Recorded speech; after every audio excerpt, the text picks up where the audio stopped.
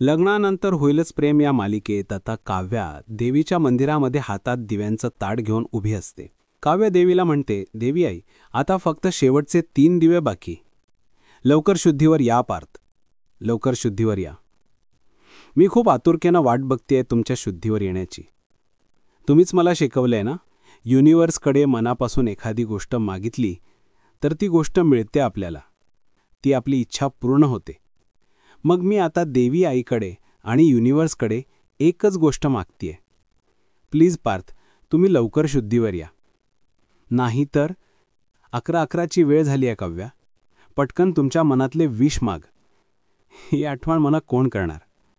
ते काही नाही, ते काही नाही. बस, आता खूप झालं तुमचं. उठा आता. शेवटचे 3 दिवे बाकी आहेत फक्त. आणि काव्या जेव्हा दिवे लावत असते तेव्हा पार्थला तिकडे अचानक थोडंसं शुद्धी येते आणि तो काव्याचं नाव घेतो. आणि पार्थने काव्याला मारलेली हाक ही काव्याला ऐकू जाते.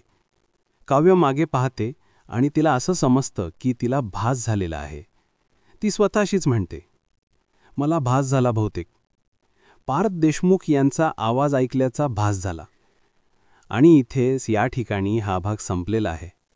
आता उद्याच्या भागांमध्ये पार्थना नक्की सिरियस काहीतरी झालेलं आहे, परंतु काव्याची प्रार्थना देवी आई नक्की ऐकेल अशी आपण आशा करू आणि भेटूया पुढील भागात.